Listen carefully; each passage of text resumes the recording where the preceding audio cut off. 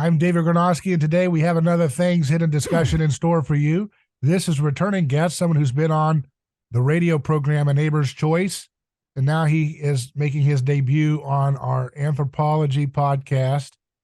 Remember, you've got to subscribe to our podcast feed if you want to catch every one of our episodes now, as we're doing something expanding into the internet world. And to do so, we require your subscriptions on our podcast platform or audio to help drive new audiences to find us. And our guest today is Jon Croft. He's a film producer. He's someone who is a vision-oriented fellow. He's a liberty lover, a devoted Christian, family man, and he is a media theorist. He's always looking at understanding media dynamics, and he has an interest in mimetic theory as well. Jon Croft, how you doing, sir? Hey, brother, I'm doing good. Can you hear me? Yeah, and it's great to have you back. When we have these discussions, you always are able to connect the dots like a right brain thinker. So it's always great to talk to you. Yeah. So we were just talking. That's true. In Right that vein, thinker. Yep. In that vein, we were just talking about how there's a car mechanics and IT guys are both taking advantage of people because they overly complicate. Not all of them, but there's a reputation for a lot of trickery in specialist fields. And those are two examples we plucked out of examples of where, you need this $800, $900 fix, but really it was a $50 fix. Or, it's going to take me 5 weeks and I'm going to have to run a pap smear to get your website ready, but it's not actually any of that. And so we live in an industry we live in a day in which there's a lot of specialists who are grifting off of their little special boy status and taking advantage of people and squandering resources because they are low trust people. And yet that low trust has been baked into our society. As you mentioned, another connection was the chips that Taiwan makes for us and how there's chips in everything in our devices, everything, chips in your microwave, chips in your car, chips in your house now with these stupid smart houses. And that's the very dumb thing to do, to create an entire economy leveraged on a little tiny island that this giant superpower China wants back any minute now. How dumb could you possibly be, right? Not too smart. Yeah, because it's really about control, right? So you have these chips, you don't know how to operate them, you don't know how to change them, you just have to get them changed out or get a new device, right? You can't control it, you can't fix it, right? We can't even produce them locally. So we don't really know what's in these chips. We have specialists who design chips. We designed the chip in the US. We know how it works, but now we have to have a chip everywhere, right?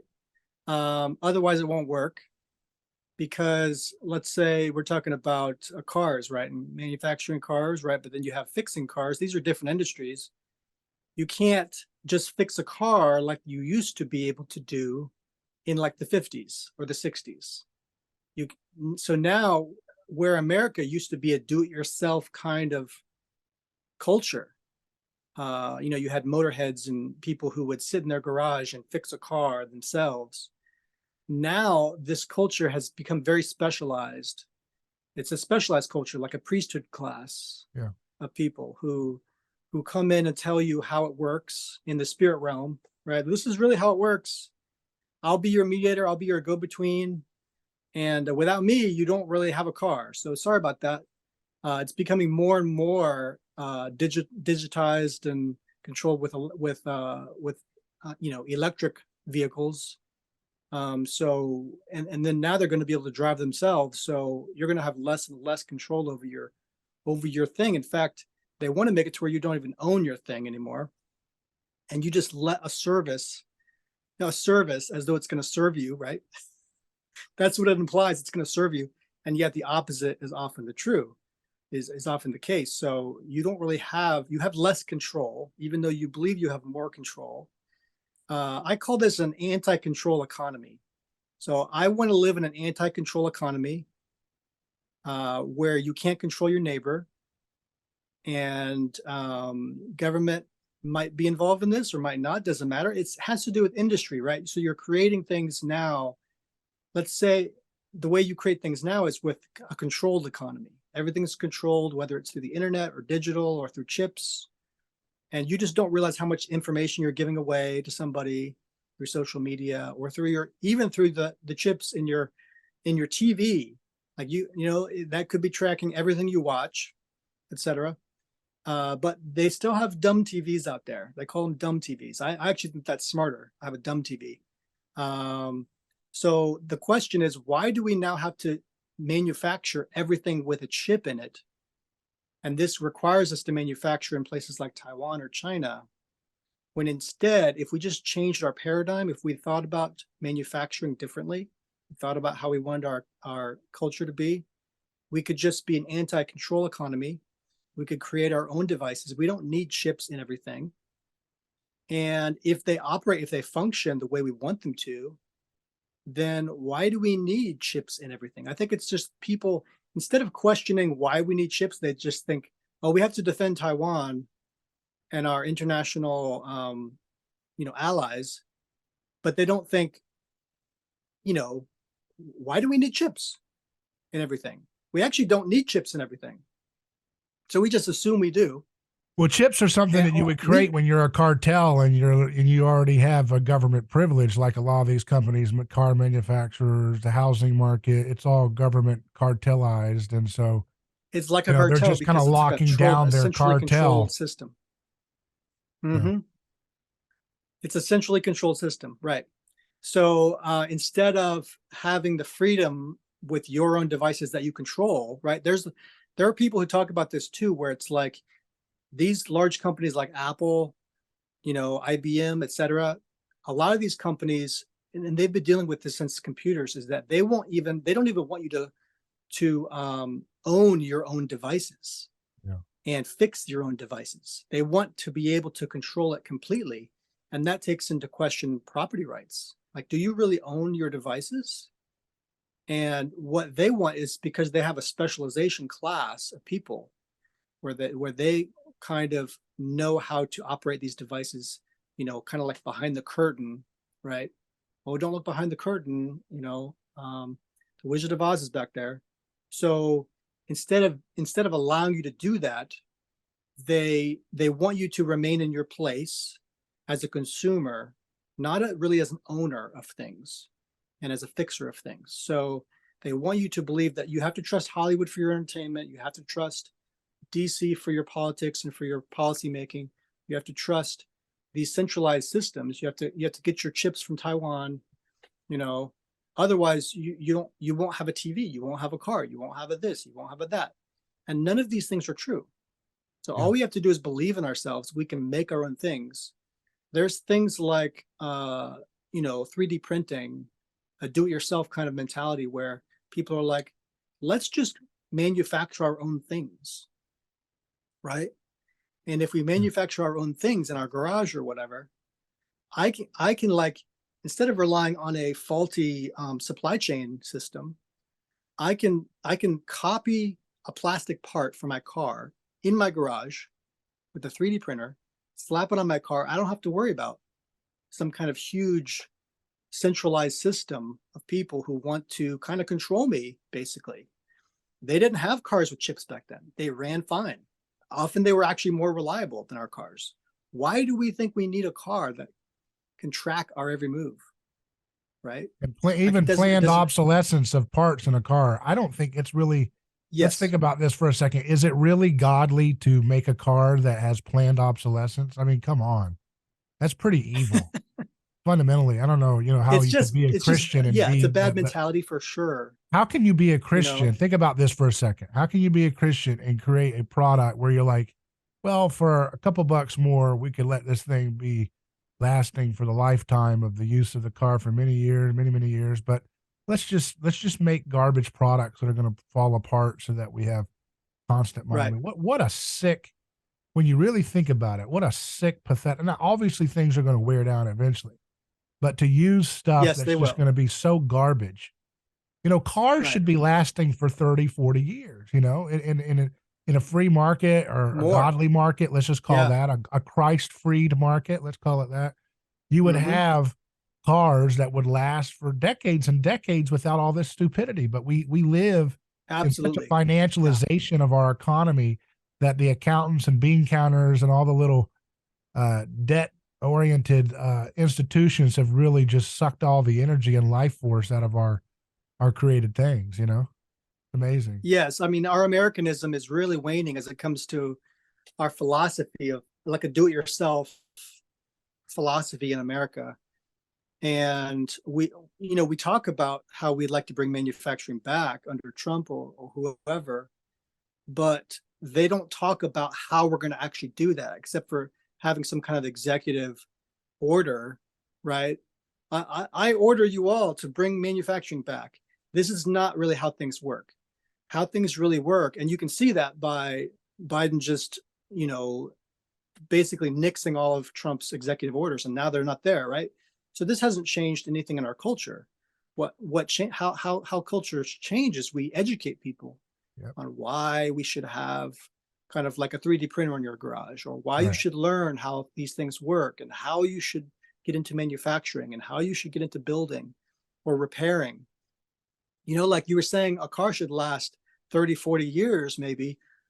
I think it should last forever if you can repair your car, right? That's the idea.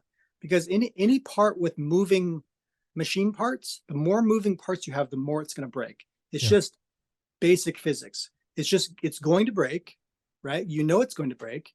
Maybe you forgot to change the oil or something, right? That's just going to happen.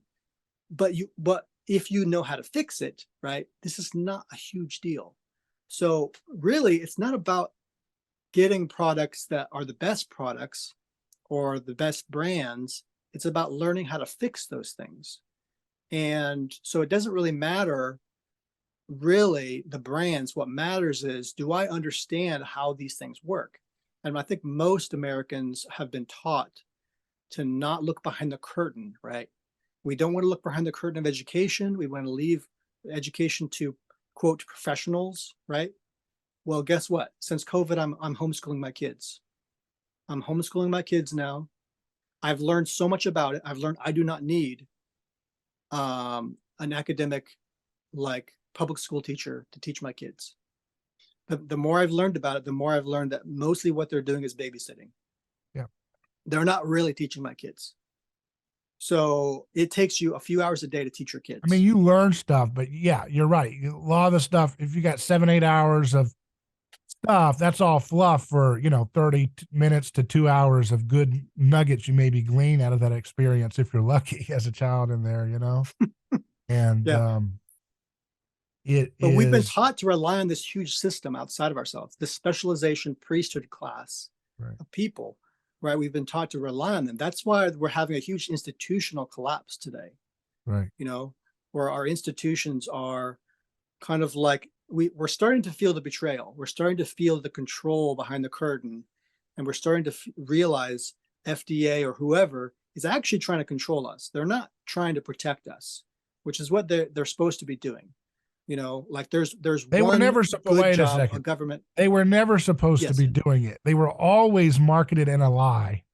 Let's be clear about that. I know you know this, but just to make it clear, the FDA was invented just like the Federal Reserve System to be a marketing ploy by the foxes to guard the hen house and plunder it to oblivion. It has always been that way. It has never, ever existed to do anything but to predate on the American people and the people of the world over who are influenced by this international cartel that owns the FDA lock, stock, and barrel. Right. And the same with the Federal Reserve, the same with the CDC. Every one of those institutions are cartel mafia protection rackets. They've always existed to be that way. There's some nice librarian folks that get jobs in there that do good things, and they're the librarians, and they're the Boy Scouts or whatever that come in there. Hello, I'm here, and they just kind of shuffle them around to help you. Do the busy work or the hard work, and then but the whole grift of it is a scam. Fundamentally, always will be that. Yes. Well, and I learned, a few years back, I was studying libertarianism. And so I learned a little bit about how a lot of government entities actually work. I'm back to being a conservative, but I really feel that libertarianism one good thing about it is it really teaches you, kind of like helps you look behind the curtain as it comes to how these Don't look behind this curtain. You don't know who could be behind that. Yeah, we both. That's what I'm thinking about. Yeah, We both yeah. have nice little curtains. If you actually But you don't look open the back there. curtain, it's actually you behind there, right? And if you open your curtain, It's me what? behind. I'm behind your curtain, and Yeah, you're behind right. The curtain the behind the portal. curtain. Yeah. But like, you know, so basically I was learning, you know, how just the function of these organizations. You know, like, for example, why do we need an FDA? There's a question that comes into your mind about, wait a second, why do we even need these organizations? They're not actually helping us protect our rights. They're actually telling us what to do, how to think. So FDA is telling us what to eat, telling us what not to eat. This makes no sense in a free nation. Like, that makes no sense. All these other organizations, many of them, I'd say most of them, but are this is the all same in- kind of deal. This is all in keeping of the origins of the sacred. When we look at it from a mimetic theory standpoint, all of the sacred taboos, the king and the priest is allowed to violate, but not the people. So important to remember this. Yes. So we're not allowed to That's the steal and curtain. lie. We're not allowed to lie, steal, and cheat, but the sacred kings and priests at the FDA and everybody are allowed to. You know, the king is allowed to be a stealer and a plunderer, but he will be sacrificed if he violates those taboos too much. But he has special status as a reminder of kind of like, this is the sacred. Only the sacred is where you can play around with boundaries. Anybody outside of that sacred space can be sacrificed for doing the same thing. Ultimately, the king ends up being sacrificed too, if they don't do the ritual taboo breaking the right way, right? So if you lie and cheat and steal the wrong way as a king, eventually you'll be sacrificed. But if you play the rhythm of the taboo ritual enactment of the role in which you've been given, you're able to show people that, you know, only a special sacred time in which sacrifice is accorded are you allowed to break taboos. Otherwise, you're going to have chaos, right? So that's why they had sacred time, like festivals where everybody was able to break taboos and steal and have all kinds of horrible, you know, indulgences and drunkenness and everything. And then it would be followed up with the sacrifice, just to remind the people, okay, we do this for a shared time to let it all out of our system. And then we sacrifice someone in the name of the king or the gods or whatever, to kind of remind, okay, this is what happens when we play around a little bit too much. It looks like this. We have to offer up our propitiation for what we've done to disrupt the God's order of the world, right? And the same thing's happening today. It's just a little bit more sublimated, a little bit more under, you know, under the cover, because you now have, well, the FDA can, defraud people. They can sell you snake oil, but it's because they have the right to sacrifice that they're able to do so, right? And so we're told that if they get out of line, we can punish these institutions with elections, and that's some kind of like a firing ritual, but it's very toothless, feckless, and impotent. Most of them know. Most of them are going to stay there. Yeah. You can't elect these people out. Yeah, because they're bureaucrats. And that's what we've been learning with COVID. Exactly. Well, that's what we've been learning with COVID is that. Go ahead. There's a huge, some people might call it a deep state or whatever, but there's a huge group of people that have no accountability, which makes zero sense in any organization. You have to have some accountability. It makes perfect sense. It's a mafia. You're improving your systems. It's a mafia. If you have a legalized mafia, then you're going to say there's a huge group of people that have no accountability for the evils that they do in the mafia organization. If you fire the head of the mafia or put him in prison, it doesn't stop the mafia unless, you stop the mafia. You have to break it up, but nobody wants to do that because they worship this mafia as a god. Yes, the worshipfulness is important to maintain this illusion. Exactly. Right. And that's why there's this priestly class of people. Yeah, just like the news. I want to get into this because this is all building up to the breaking news of the day. Tucker Carlson, right before we did this, Tucker Carlson announces, or Fox News announces that Tucker Carlson is leaving the show, the network, and that his last show is Friday, so there's not even a goodbye. This guy was the #1 rating in cable news, primetime, nightly news on the market. It comes after this huge settlement that they made with Dominion. when you look at it, though, Tucker was not really Oh on yes, the board, Fox settlement. but it's important to point out that Tucker is not really on board with the whole Dominion criticism anyways. I mean, he wasn't really into Right. that, you know, so he had other lawsuits. I want to read this tweet from Mike Cernovich, who's a conservative person on Twitter. Tucker is a huge lawsuit target and wouldn't be safe flying solo. Would need full legal operation behind him and some real cash. He can't just go Rumble or a podcast and do his real important work. Legal bills would be millions a year. I also don't see him wanting to do ad reads. So that's what his thoughts are on what Tucker Carlson can do next. And he's got some points. He's the target of a lot of lawsuits. Everybody's trying to take him out. And so you can't just, anybody who brings him on, he can't be just doing it as an upstart. It's going to have a lot of serious money behind it to cover all the legal protections he'll need and all the incoming he'll get. And then he comments about, so what, I don't know where he gets the idea that Tucker wouldn't like live reads. Maybe Tucker said that at some point, but he does seem to be the kind of person that wants to be a little bit higher brow than pushing gold all the time, you know, or not that gold's a problem, but you know. How is Cernovich making a connection between this case and Tucker? I think he's referencing other lawsuits that Tucker has ongoing with people coming after him. Ah, okay. Yeah. So maybe he's suggesting that the lawsuit that they just settled was like, okay, we don't want to be dealing with any more lawsuits. Let's go ahead and get rid of him. So he's the target of some other lawsuits. Who knows? Okay. Right. Yeah. It's kind of a breakaway system, you know, like they're not going to stick together. So they have to kind of break away when there's criticism from each other. So I understand Tucker leaving Fox. I mean, that's been a long time coming, seems like. I think this is the end of an era for cable news. I think cable news as a medium is dead. You know? Yes.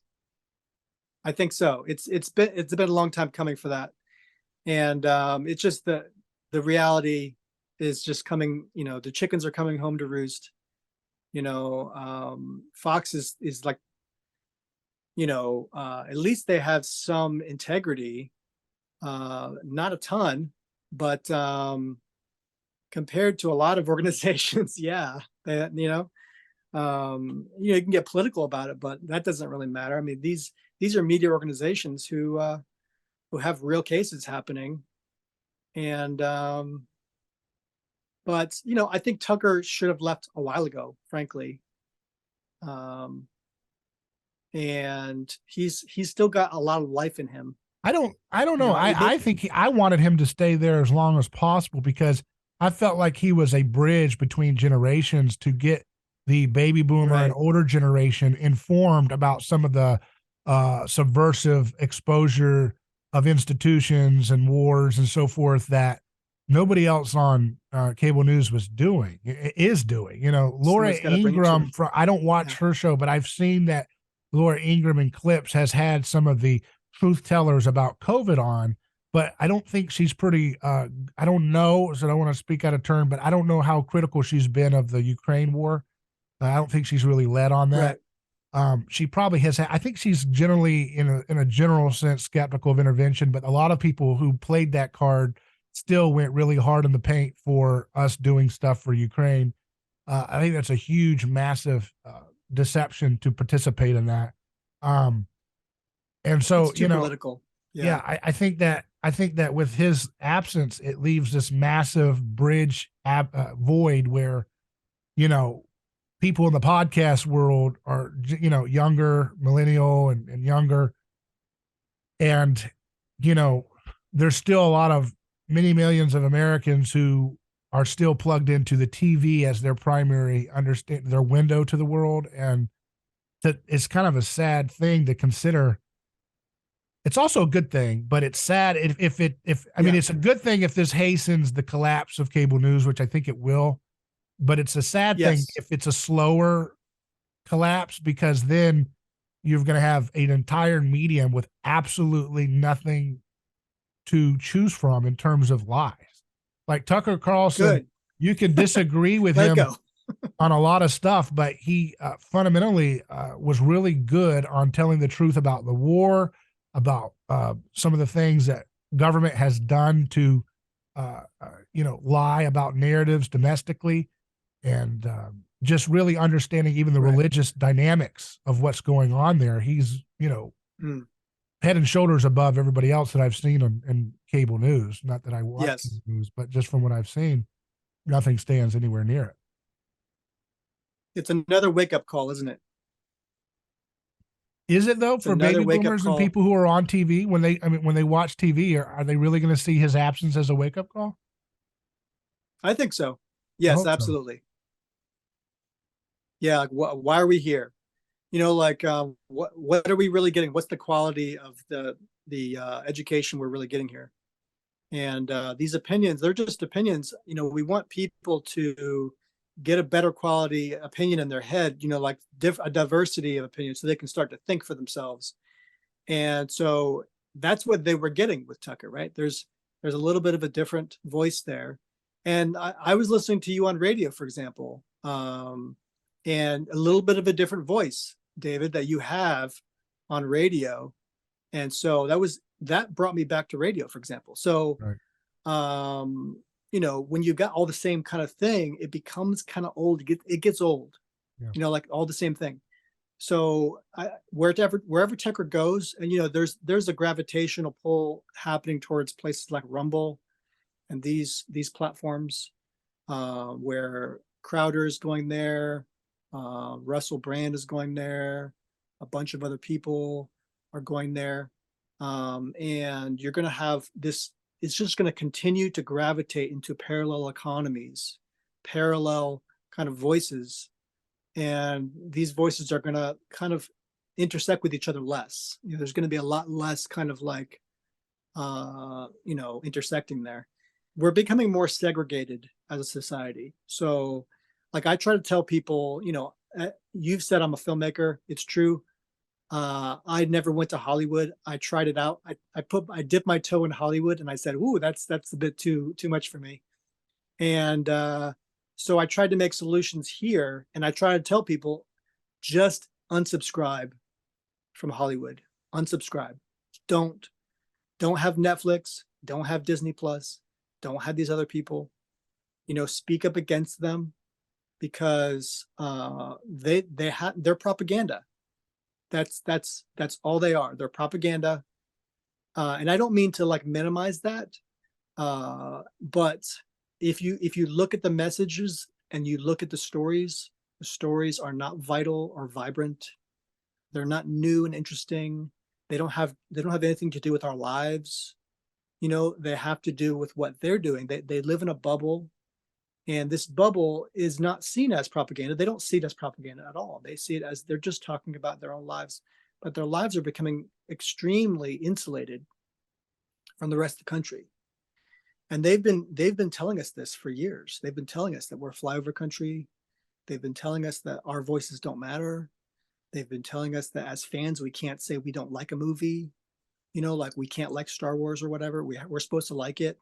And if we don't like it, then we're just insert some insult, and that's what we are if we don't like what Hollywood's dishing out.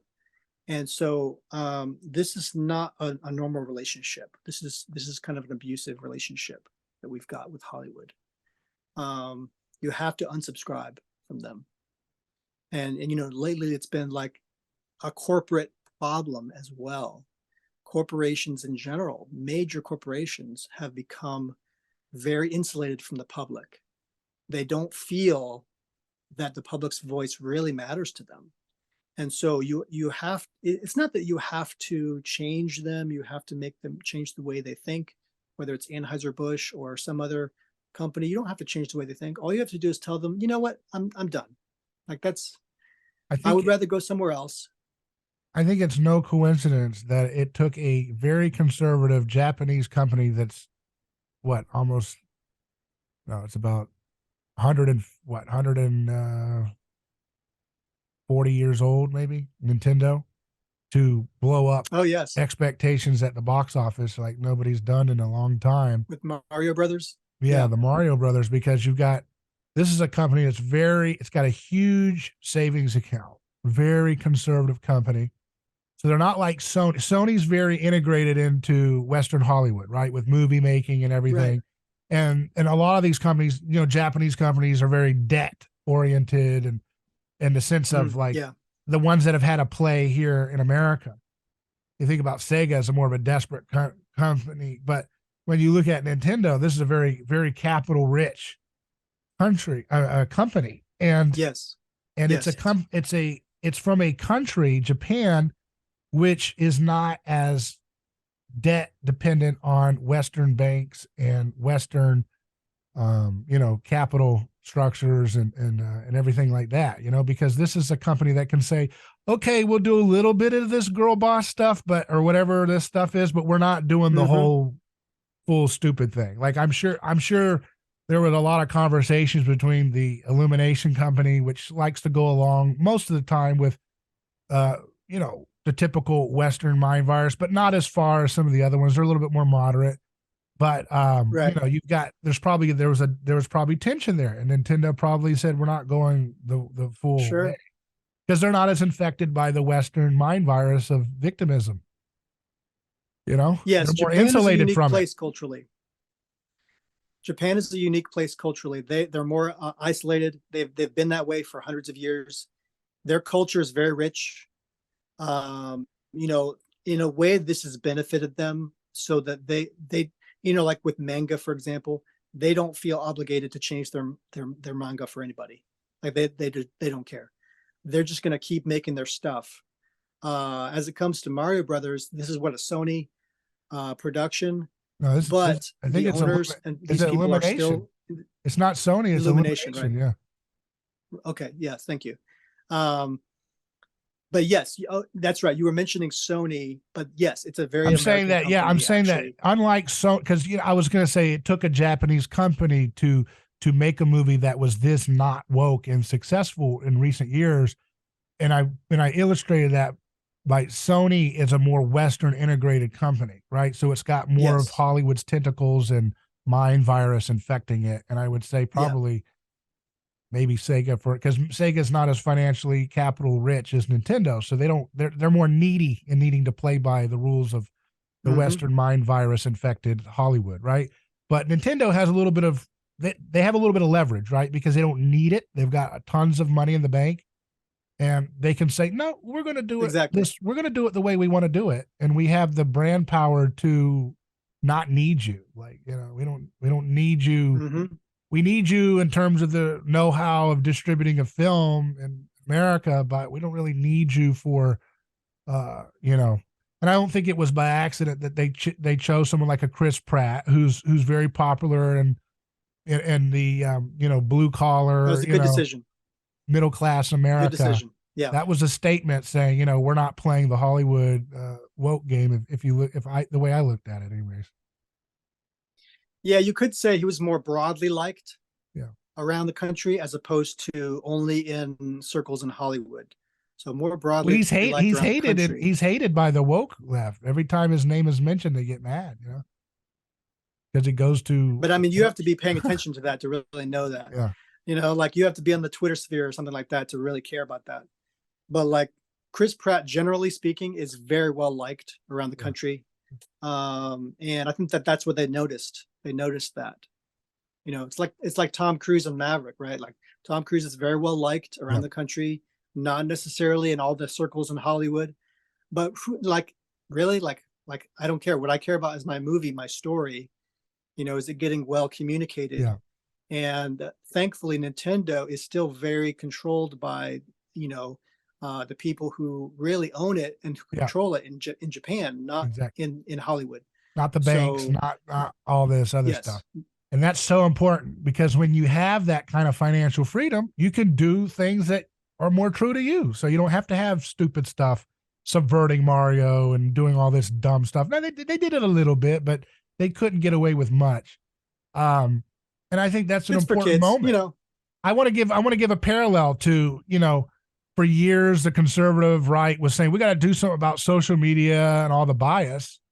But it took Elon Musk ponying up money in a market action to actually make somewhat of a dent on the lies and facade of social media with the purchase of Twitter. Right. So Elon Musk did with skin in the game what the conservative right couldn't do when they talked and they had control of Congress and the presidency.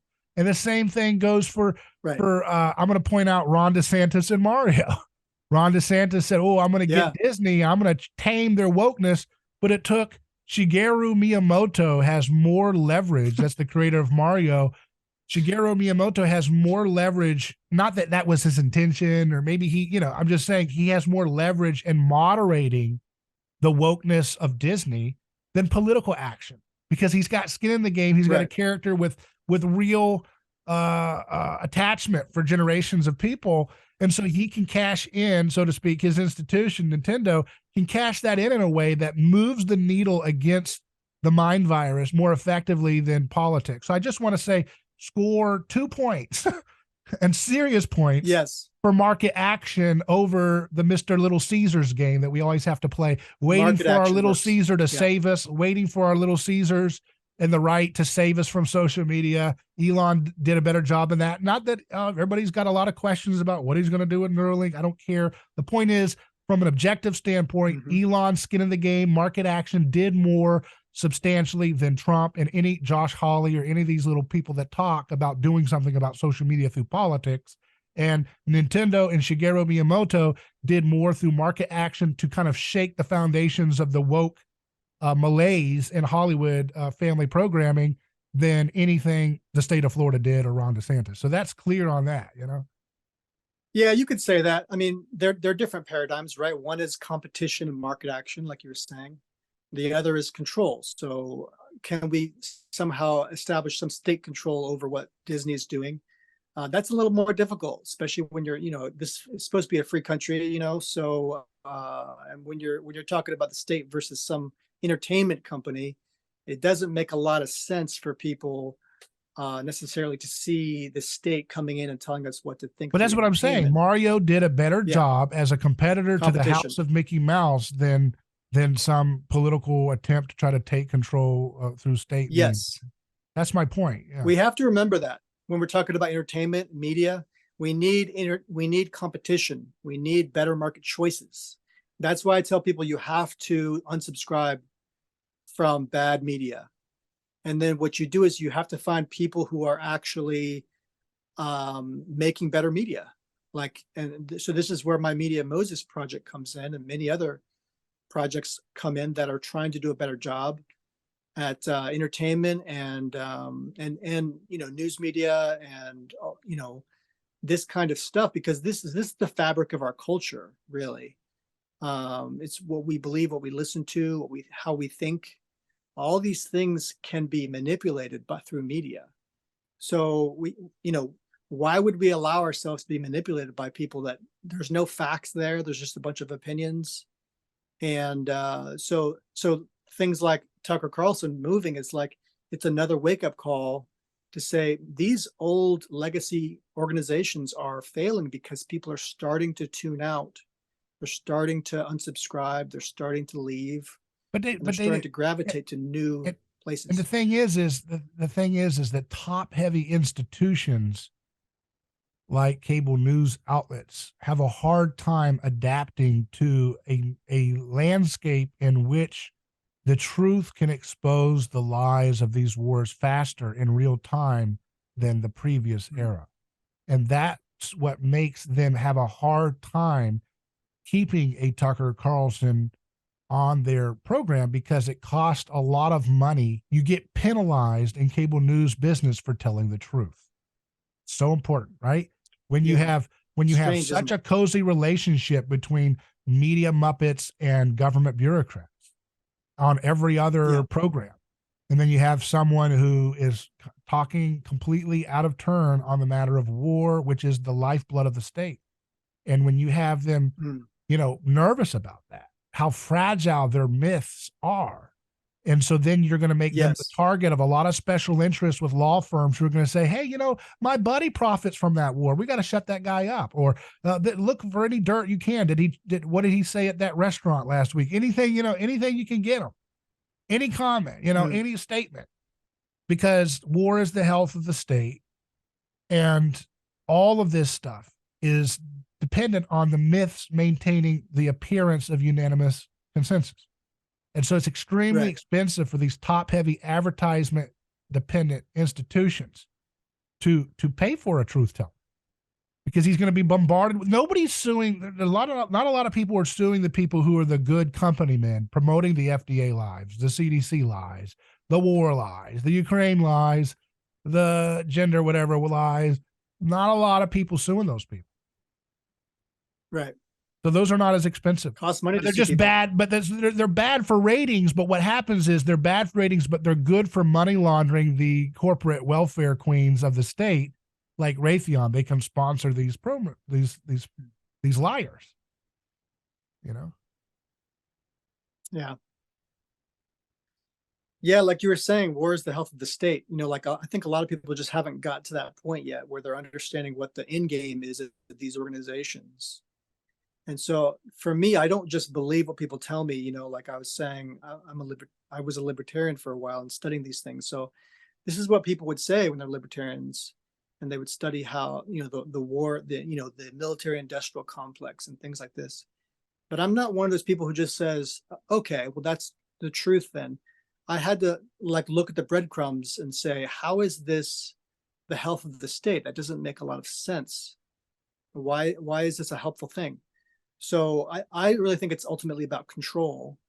And, you know, the people behind the curtain, it's very, very Girardian, you know, in the sense that, you know, we don't really have control over these things, you know, as it comes to in the laity, like as a citizen. The old world way of thinking, the old religions really have more to do with the modern state than we believe they do. And so there's a binding that happens, and people just extend their belief right through social contract now. Social contract is how you bind people to the state now. So the social contract is this implied contract between the citizenry who are born there in the country and the state bosses, you know, the mobsters in charge of the state. And so you have an obligation now as part of the social contract to obey, to participate, to pay your taxes, to do all kinds of things. But if you study law, contract law is essentially the foundation of the law, human law. And contract law requires that you be a participant. In other words, you sign on the dotted line, you participate in this contract, and you hold up your end of the bargain. But social contract suspiciously does away with these foundational principles. It says you aren't really a player, you just accept the terms of the state. So you don't really sign on the dotted line, but you can't necessarily leave the system. So what you have to do is believe in the system, and you believe in the nation state and its purpose. And then when you do that, then in a way you're just cared for by this religious institution. You know, that you have your own priesthood, you have your own, you know, your tithing system through taxes. You have this whole system that provides you with a sort of health, you know, and a spiritual awareness, awakening, you know, involvement through the state. So the state, you know, since the Enlightenment has been very, very big as it comes to substituting the older religious institutions. So they're substituting it as opposed to critiquing it. They don't need to critique it. They just, you're just part of our system now. And it's, since it is through some coercion, you don't really have much option but to participate in the system.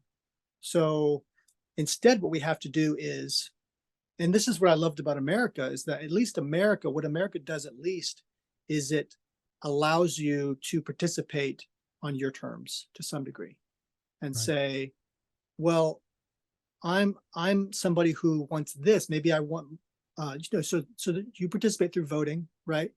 But you also participate as it comes to becoming a member of, you know, not necessarily the political class, but you can involve yourself through a civic organization or what have you, and gain some sort of levers of power, right, in the system. I'm not saying any of these things are good or bad, but at least we had some participation that was on equal footing, right, with the state. So I think that this was to our health because we were learning about the levers of the state. We were learning about how they worked traditionally and in modern society. So what we've given up now through the conveniences in our modern society is we've given up intellectually participating in the levers of government. We rely on institutions more and more who have more control over us through the internet and through technology. And we've lost our freedom in many ways. Many people don't even understand the value of freedom today in America. So we've lost in so many ways through the educational system who has not taught these principles. But we have to say positive things too, because it's important, because I totally agree with you. And I say the same things, but we have to stay positive, because if we start telling ourselves we're losing, we've lost, we're lost, we will have learned helplessness, learned defeatism, learned low energyism, learned destruction. And we've got to reorient it. We got to recognize what we've gotten wrong, and we've got to stand up like adults and get to work. I just reminded, I think I know why they may have taken Tucker Carlson off the air. The last segment he did, I believe this was on this last show that they've done. He did a segment, I remember tweeting it out 4 days ago, where they were trying to get the recordings of the 911 calls made from the jail that Jeffrey Epstein was in. He wanted to see if they could, his team was trying to see if they could get him, and they found out that they had been deleted by this jail. They just deleted over this. We don't have them anymore. How'd that happen? And then Tucker said that his team reached out to the FBI since they have an ongoing investigation. He said every now and then we drop in on the FBI to say, hey, how's that going with that investigation?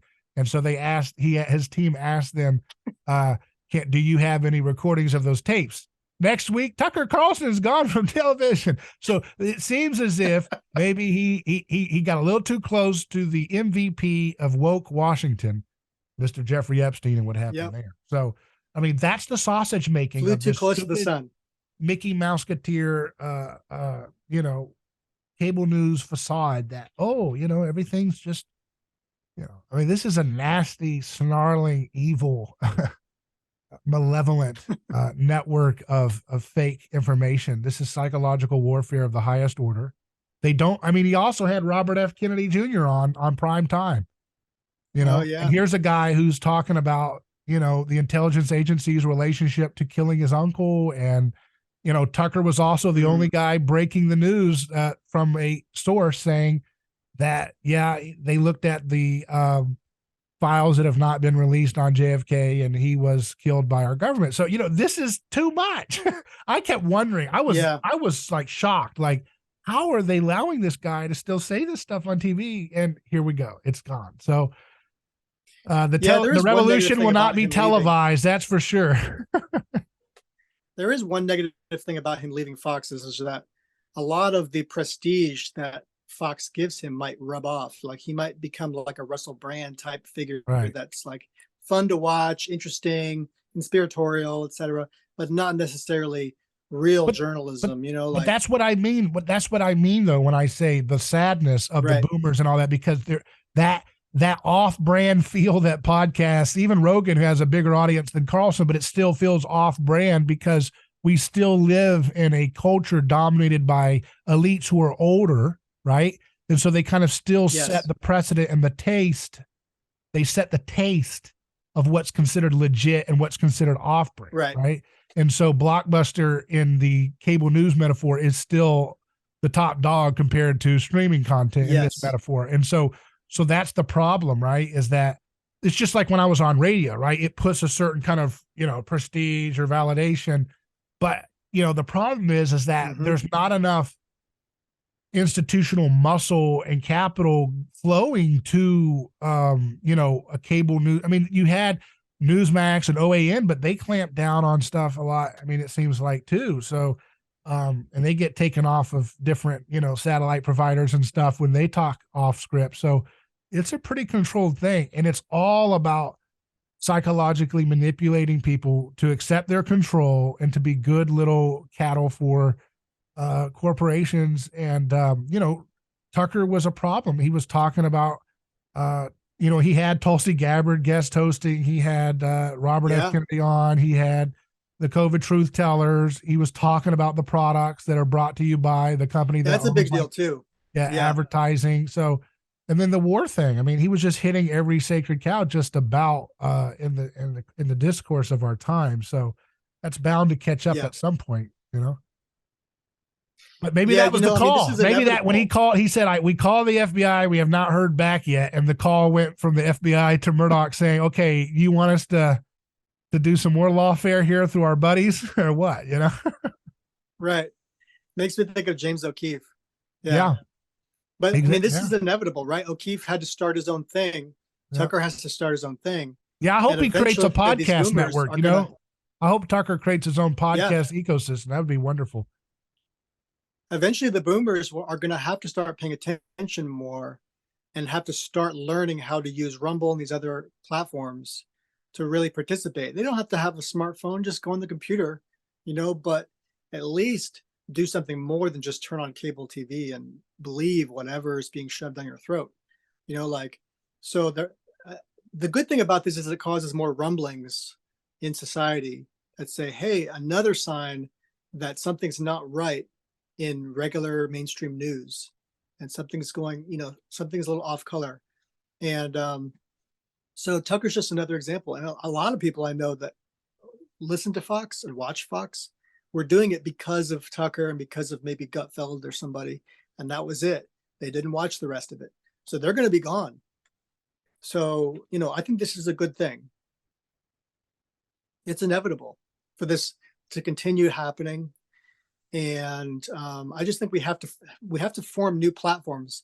One thing we haven't realized is on the right, and as it comes to like more traditional people, we haven't realized how difficult it is to form these platforms, how expensive, just how much time it takes to do these things. I've been working on Media Moses for 2 years, and I don't even have my first show up on YouTube. These things take time to do. And you're like Moses in the wilderness. One of the things we don't always realize, What was that? I said, you're like Moses in the wilderness with building this thing, huh? Maybe, yeah. 40 years. 40 I hope it's not 40 years, right? 15 years is enough. Right. So this is actually quite good. 2 years is, I'm just a little bit into it. But the name of Media Moses was meant to invoke these kinds of ideas of like a journey you're going to have to go on, right? A major journey that we're going to have to embark on away from Egypt. So we feel very comfortable in Egypt. We like it. Our culture has been kind of subsumed in some ways by an Egyptian culture. And all we have to do is do our job, make those bricks, do what the Pharaoh asks, and we'll be safe, right? Because the backstory is that God actually brought them to Egypt, and through Jacob and through Joseph, and these people who brought them a great new life, away from drought. And so they escaped drought and death, and they came to a new life in Egypt. And that's very much like how we did coming to America. So now we've come to America, everything's great, we have freedom, and then things just start getting worse, incrementally worse. And then a Pharaoh came that did not know Joseph, didn't care about the Hebrews, and eventually the heritage that brought them there gets lost. And so here we are now, we're Hebrews in this place that we don't belong, and we don't even know we don't belong there. So we have to remember basically where we came from.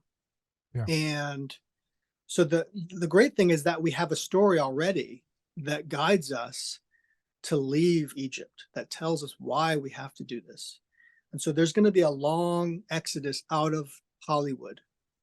And it's not just something you can do in a day or two. So it's going to take some time. I have a lot of things planned but It takes a lot this of is going to mimetic. rely on a lot of support. It takes a lot of What's that? mimetic decoupling. Okay. It takes a lot of mimetic Yes. decoupling where you have to learn to, like you said, to choose to stop desiring to venerate pop culture icons of the past institutions and start, Mm-hmm. you have to learn. It's a hard habit. Like you said, there's an off brand feel to any star who goes against the grain. I mean, even the biggest Yeah. performer of our time in music, Kanye West, he got a lot of Mm. off-brand feel whenever he started talking about Black Lives Matter. They were trying to and it's very, It's even when true. someone supports them, they feel like, well, they're a little bit, the shine's off, right? Because of Yeah. they're not being valorized by all these TV programs that held them up as big icons for decades. And Mm-hmm. you know, that's the thing. I was looking at the that movie Air, which talks about the Nike Jordan deal, right? And Right. at the time Nike had like 15% of shoe sales in America. They were kind of a afterthought, right? And goofy Mm-hmm. considered. And then all of a sudden, they take a bet. They bet everything on this upcoming star, Michael Jordan, and then it takes off. And that's kind of that Moses moment in that kind of way. I mean, in the sense that, you're taking something that feels off brand and you're taking a big bet with an upcoming star or Yes. movement or message. And then you strike lightning or you don't sometimes, Well, narratives do well, and narratives best kind of commingle with the character. So you have a character like Jordan, and like in our case, it's Jesus, right? So he's the one who we really pay attention to. But if you're a sports star, you've got plenty of gladiators in the ring, and they have their own story and their own character arc. And so, if you're a major company like Nike, you attach yourself to one of these heroes of the gladiatorial ring, and you can do quite but well. that's the magic of the movie is that that's the hard thing. They were trying to do 3 or 4 up and coming stars that they could do, and all the other ones had bigger budgets and bigger sales and they could get bigger stars. And there has to be that seeing into the future vision moment, that kind of prophetic vision where you can Right. see beyond your current state and look for that X factor character like Michael Jordan had that you can't quite exactly see unless you just, I don't know, it's a kind of an intuitive wisdom, right? That you discern and you say, Yes. well, Yeah. they're shooting at that range. He's shooting at that range. He's doing that, but there's just something extra special with this person that's going to change the whole game to the point where they were willing to change the very structure of the industry by giving him a share of the revenues, which hadn't been done at that point. So they're basically betting the whole farm on this Very certain smart. kind of X Yeah. factor that you couldn't quite know unless, hindsight, it's easy to look in the past and say, oh, wow, That's yeah, of true. course that was an easy bet. It wasn't at the time for a lot of people because a lot of people thought he was really good. But just like every year, there's always that Mm-hmm. special kid, 1 or 2 or 3 or 4, that are like, okay, I think that was going to be really, really good. But this one was Right. really, really, really good as it pertains to that certain kind of indescribable capability to just really turn it up consistently over and over again. Hollywood loves these stories, and they do quite well with these stories because they intuitively understand actors. So Jordan is like an actor, right? So it takes a good director like the ones you'd find in Hollywood to see that Jordan was a better bet. So Jordan was kind of like softly spoken. He wasn't like loud and obnoxious and political, right? And so he knew how to kind of like be in the middle somewhere, like a moderate, and just focus on what the real message is, which is athletics. And then he was just And really, so really good too, though. I mean, compared to anybody. obviously, yeah, Yeah. you have to be really Had good. that certain spirit You that got you to have to put your have. money where your mouth is, Yeah. especially with sports. You got to put your money, otherwise forget about it. So a good director knows this. Sometimes producers are good with this too. You got to be a good judge of people and their character. And so Hollywood started that way because that's the star system. Yeah. They created a star system, Yeah. And then after that, it became all about marketing. So now we're into like a marketing system in Hollywood that has less to do with stars. Yeah. So now what they have is a whole slew of information, which is marketing information on people that buy Hollywood products. So they can better judge their customer as it comes to how they buy things like this. And from that, they can judge what kind of stories people want to see, what kind of characters people want to see, things like this. But I think that Hollywood used to be much more intuitive, less about the numbers. And that's because they had the star system. Star system is very intuitive. So it's more about people. It's more about humanity and how people behave. And now it's just about a lot of, statistics and numbers, and that's how they judge how people are going to spend their money. Yeah. But it's less about money than people think. It's more about trust and more about what people value as it comes to how they're going to spend their time and energy. And so that might translate into dollars or it might not. But I think Hollywood's made a big miscalculation in the last 20 years. They've gone more to numbers, more to like, these kinds of properties, these franchises that are supposed to make them bank, these blockbusters. And so those end up with sequelitis and with franchises and things like this. And there's less creativity happening. There's less storytelling. But it's a reflection of the mimetic moment that we're in, because we don't believe in doing anything great as a society. The only thing we can do are direct-to-video sequels. Oh, we're going back to the moon 60 years later, but now with a more diverse cast. It's like, well, okay. That's a cover for the fact that you can't do anything beyond what was the story 60 years ago. That's what it reveals. Yeah, it reveals really that we're kind of impotent in Hollywood. But it's not that. It's not that we are impotent as a society. It's that we have learned to accept the narrative that we're not able to do anything great. So if you're not able to do anything great, if we can't cure cancer, diabetes, and stuff if we don't have that wholesome, hopeful attitude that's not Pollyannish, but actually meticulous in its pursuit of the truth and achievements against evil and sickness and death, if we don't have that Christian chutzpah, if we don't have that Christian vision to go forward into history, then we don't have anything animating our culture in a way that will make us have beautiful stories that will make people spellbound. Action. We have to create more action. I think you've talked about this before with skin in the game. And without skin in the game, like today, as you know, I think I told you before our talk here, I told you I was on the roof today doing roofing on my house. I had never done that before, right? I'm starting to believe, right? This has been the last few years since COVID that we have really dropped the ball on learning and becoming stronger people, learning new things, creating new things in society. And so I'm taking it on myself because now I have young kids, 2 young boys and a daughter. And so I'm thinking, what do I want to teach them? And do I really know these things? And so I have to experience a lot of new things, and including, going on my roof in the heat of the day and changing some shingles out.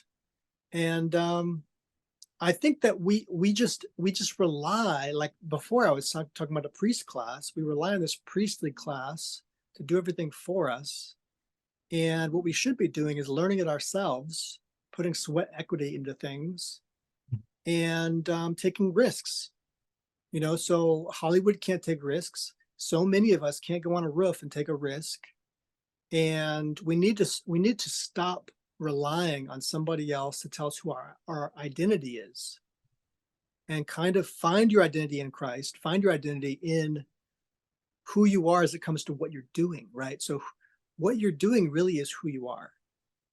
And we like to believe that, our intellectual pursuits are enough, our ideas are enough, and they're really not. What you actually do with your body, with your time, with your energy, really is who you are. So, Christ said, when you've done these things for the least of these, you've done it to me. So, we need to see Christ around us, and we need to see the value in blessing him. And that means blessing our neighbor. So if we're not doing that, if we're not spending our time and energy doing that, what are we doing? Like, what a waste we're making of our lives. So we have to really learn to do these things ourselves. And I'm learning to make a media company. Like, that's just like, it's been a few years. And before I was relying on doing the traditional Hollywood director thing, and it wasn't working because my ideas are too out there, right? Hollywood is averse to these kinds of new creative ideas. So I stopped pursuing Hollywood. And I realized that I had to start my own thing. So that's going to be very different from what you see in Hollywood.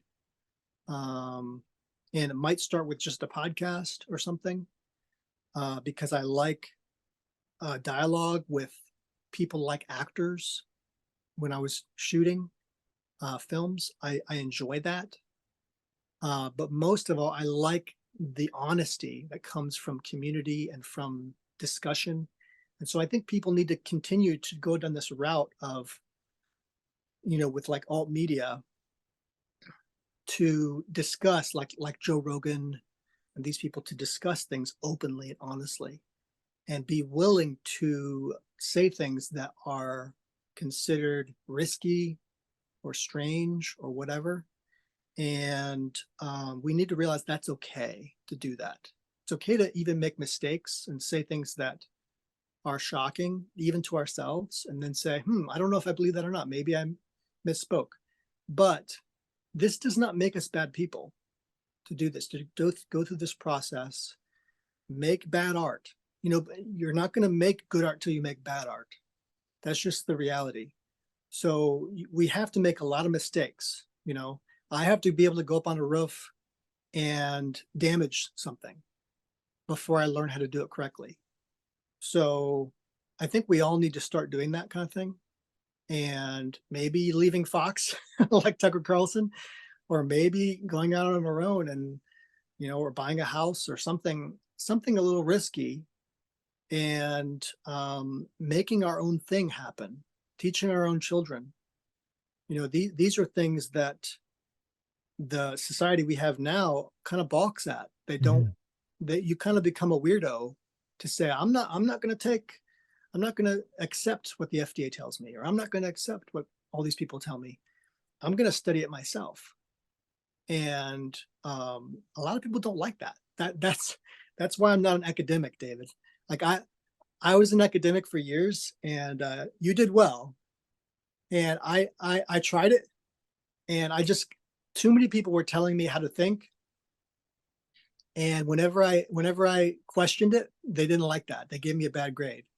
So, I didn't do well in that arena. But I think that that actually served me to continue thinking for myself, and to no longer think the way I'm supposed to think, right? Make a few mistakes. So without Christ, I would be in a difficult situation, right? Because he's got mercy, he's got grace, he's teaching us to do better.